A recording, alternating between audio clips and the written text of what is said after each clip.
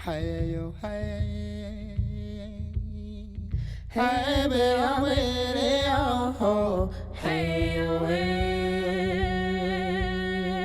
hey be a way yo, hey yo hey yo hey be a way yo, hey yo hey yo. Remember me, when the sun comes up in the morning sky. There I will be, soaring with the eagle so high, feeling free. Remember me,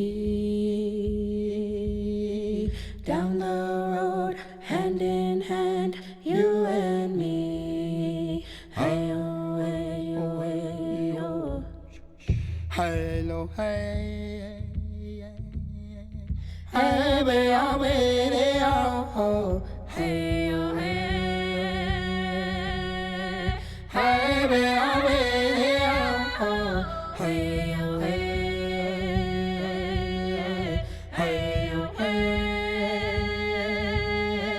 hey, be-oh, be-oh, hey-oh, hey-oh. Remember me, when the sun comes up in the morning sky. There I will be, soaring with the eagle so high, feeling free.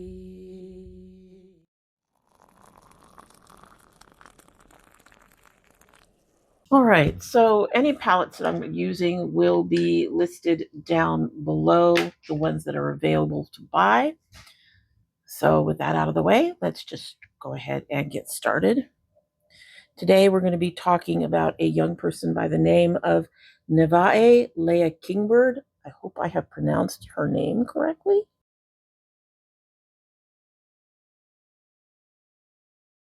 There's going to be at least one other name in here that I'm going to struggle with.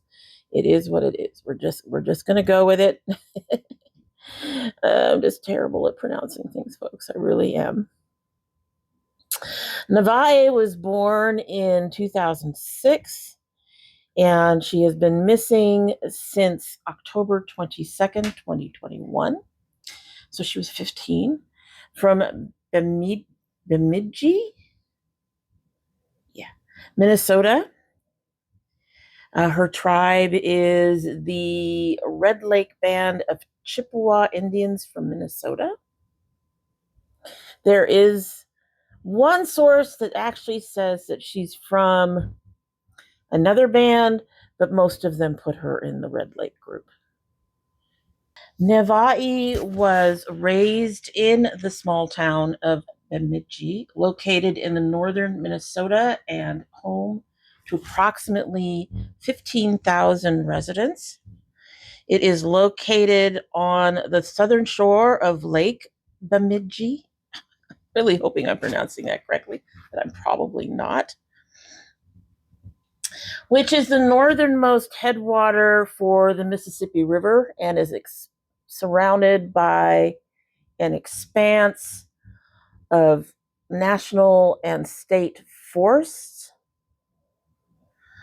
including the Chippewa National Forest, Lake Bemidji State Park, and Itasca State Park, as well as 3 Native American tribe reservations,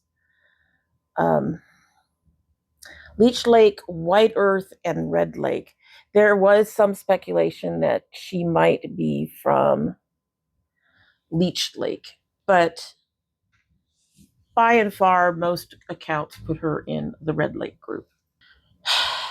So, small note off to the side here. My eyes are already being uncooperative. This is no surprise. I had to do this twice.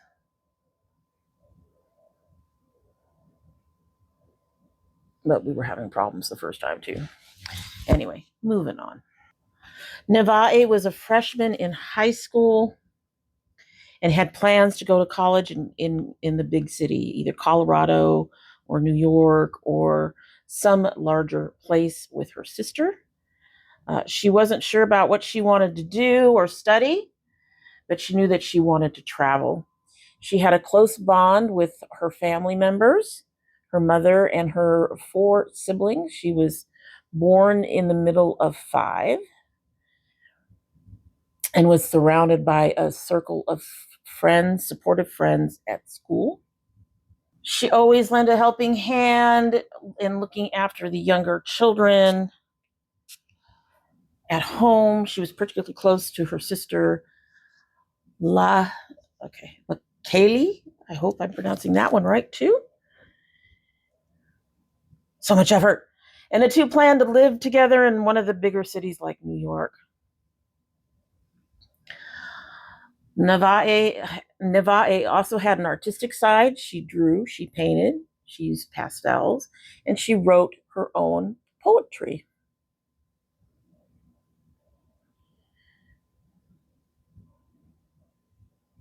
Nevaeh was also enrolled in boxing and self-defense classes. Her mother, Teddy Wynn, said that her daughter was a homebody who loved her home and her room.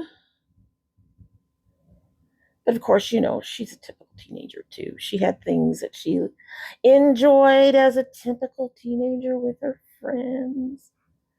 They all do. Nevaeh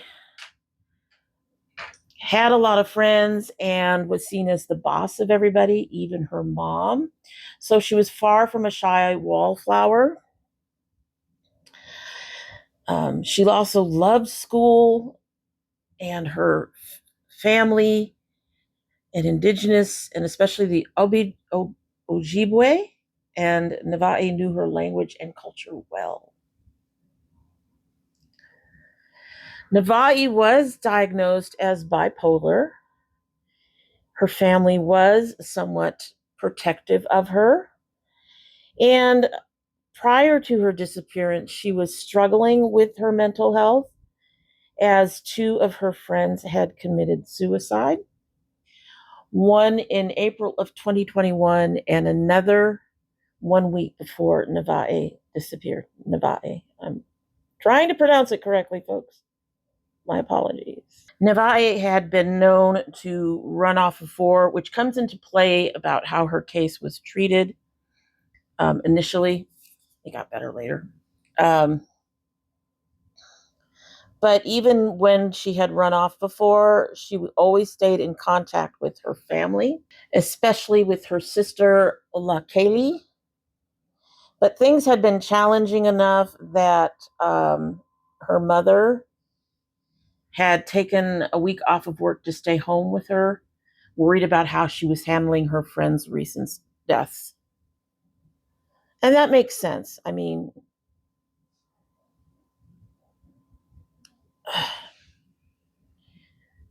I don't recall having quite so many people pass when I was young, but I have noticed that my kids have had to deal with a lot more of their friends passing on than I did when I was young.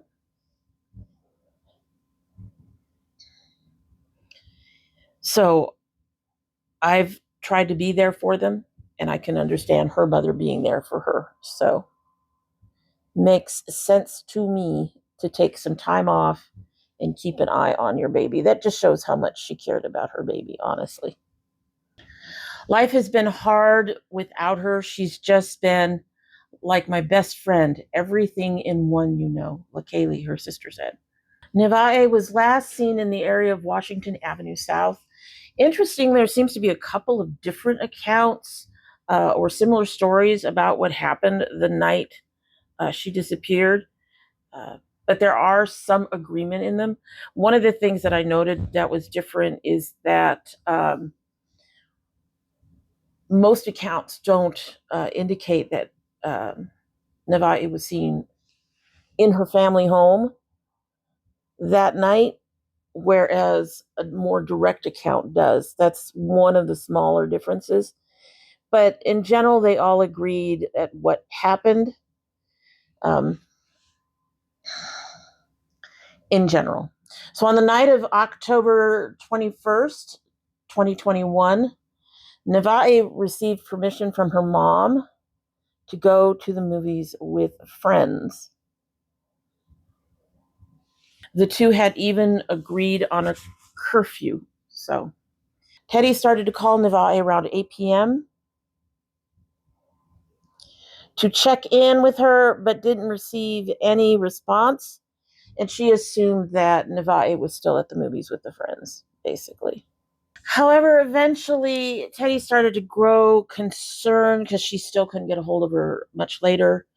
When Nevaeh finally did answer the phone, her words were slurred. She told her mother that everything was fine, but apparently started crying in the middle of the conversation. What had apparently happened is that Nevaeh and her friends had spent the evening at a party in Cass Lake, but got kicked out of there. Leigh said that her sister ended up back at Nevaeh's home in Bemidji. And when Teddy got off of work and went home, she got home and found a group of teenagers, most of whom she did not know, in her home. So she went to confront her daughter about all these strangers in the house. And so she says that she went to confront her daughter. And while she was talking to her daughter, well, for one, a number of the kids were in various states of intoxication, and one of the teens would eventually have to be taken to the hospital for alcohol poisoning. So she tried to confront her daughter while also attempting to get rid of the remaining unknown teens. And one of the girls became increasingly aggressive. So Teddy went outside to contact the police to get help removing these kids. The police showed up. They started helping to remove the kids. When they finally got all the kids out, Nevaeh was no longer in the home. Apparently, Nevaeh ended up at the home of a boy she knew at some point. There is talk that she ended up at another party after that, or a second party. This might have been the second party. The counts are not clear. Like I said, there is discrepancy, and a lot of the accounts don't even mention her going home. They don't mention the boyfriend or the boy that she was interested in, that she knew, going to visit him. They just mention her getting kicked out of a party, and then somehow bring in the events from the boy that I'm going to get into right now. At the original party, there's like that whole section is really kind of confusing. So I went and I did my best on the research and pulled it together as best I could. So hopefully this is fairly close to accurate as to what happened. So she and a friend ended up at the home of a boy she knew in Southview Terrace Mobile Home Park. She and that friend had crawled through his window and spoke with him for some time, but eventually the boy's stepfather realized that there were people in his son's room. It's not working the way I wanted it to. Take this. Much smoother. That there were people in his son's room, and went and knocked on the door. And apparently this startled Nevaeh, and she jumped out the window, possibly hit her head. She apparently spent a little bit of time on the ground. This was around 2 a.m. Because she lay on the ground for a time before she got up and ran off. So she was last seen around 2 a.m. on October 22nd in 2021 at this boy's house. Remember I mentioned that she had run away before? So her sister, Leigh, says that they said that she had run away, and she let herself believe that because it wasn't our first time. Me and her both ran away before, Leigh said. However, as noted before, when she's run away, she's kept in touch with her family, and in particular, Leigh, in one form or another. She's either by text messaging, phone calls, or even just on social media. So the girl did have a social media presence. And so she found ways to use those things to stay in touch with her family, even after she had run away. The boy did come forward and say that he had found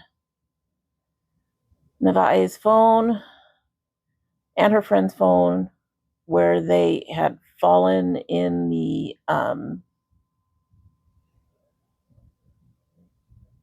disturbance. But a search of the phone brought up no new information and no evidence that she was planning to meet someone or had been on any of her social media accounts since her disappearance. And Nevaeh took nothing with her. Leigh said that that was how she knew that something was wrong. In the past, when she ran away, when Nevaeh ran away, she always took her clothes and her stuff off her wall, but none of that was missing this time. In the weeks that followed, Nevaeh did not return, and the family finally reported her missing. However, because she had run away before, she was initially treated as a runaway. She didn't contact friends. She didn't use social media.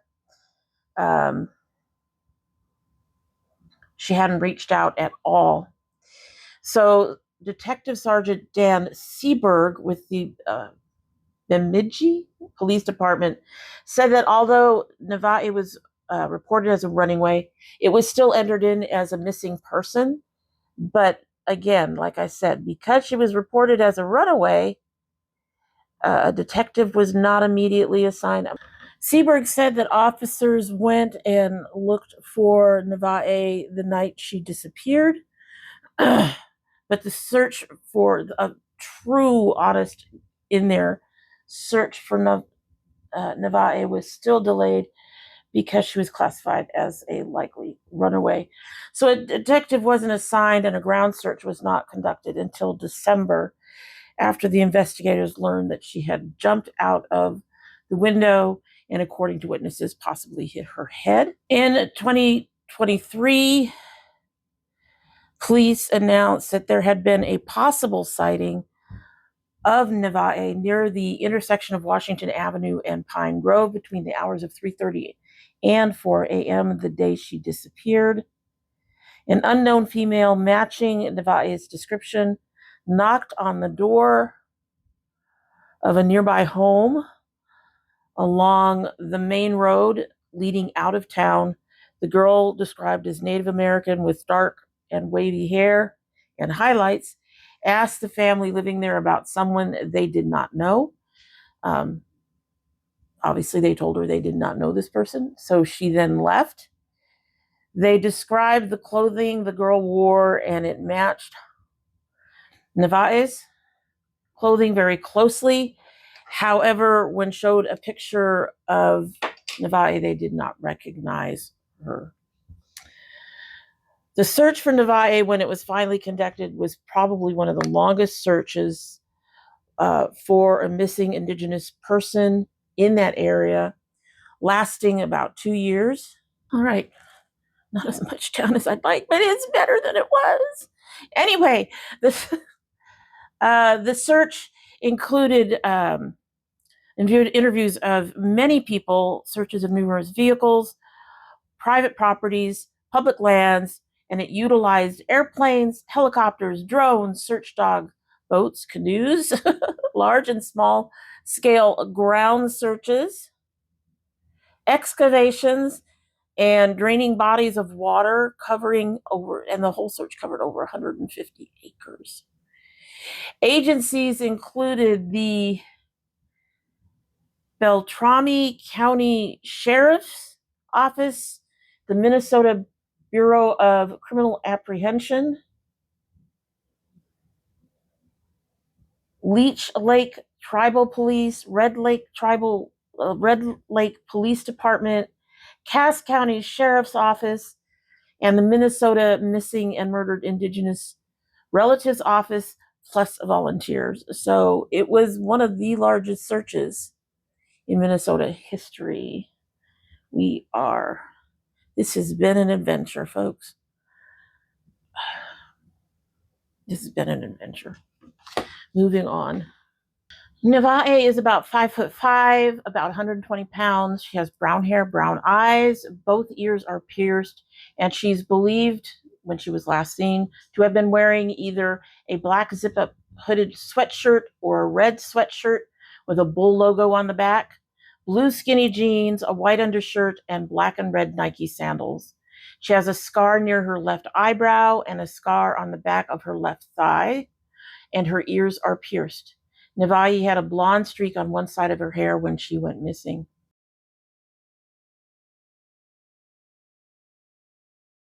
If you have seen or know anything about what has happened to Nevaeh, contact the Bemidji Police Department in Minnesota at 1-218-333-9111. The BIA Missing and Murdered Unit by texting 847-411, calling 1-833-560-2065, or emailing ojs_mmu@bia.gov. The agent there for her was Peter Rodriguez. At the time, anything could have changed. It could be different now. But at the time, all of that will be listed down below. It is really sad that this girl, it sounds like she had gone off hoping to avoid further conflict with her mother for a while, and more than likely had intended to come back, because it sounds like the girls did this occasionally. Her and Leigh apparently did this upon occasion, where they would take off, but they stayed in contact with the family, and they always intended to come back, and they always came back. And that has not been the case this time around. So something has happened to her along the way, so to speak. So I hope if you have any information that you will go ahead and contact one of the places down below. It's a long, convoluted story, and like I said, there were certain details that just were not reported in some, were slightly different in others. The whole 3 parties thing, I don't know if the 3 parties or the 2 parties or whatever. That part was a little confusing to me. None of these really clarified it. None of the sources I looked at said, well, she was reported to have been this many parties when she was only at this many, or whatever. It sounds like some of the context got lost or jumbled or confused or something by somebody, and that's how it was reported. The family is still looking for her. They have a Facebook group that I will also list that down below if I can remember to find it. And so they are still looking for her. They're still hoping that they can find her and see her at some point. And so hopefully, if you have any information, I hope you'll contact somebody and let them know that you have seen her at any point at this point. As I've mentioned before, when you have youngsters, teenagers, kids missing this long, the outcomes are not necessarily positive that they're not what we're hoping for, unfortunately. But there have been a few times that kids have been found and returned to their families. So hopefully Nevaeh is out there and can be found and brought home. Her family really wants to see her again. All right, so our look was an absolute disaster. We tried something new. It didn't really work out the way I wanted it. I'm not even going to show it off. So the products will be listed down below. And that is it for our story for today. And y'all know I love my children. I love my dragonettes. And I hope you have a good one.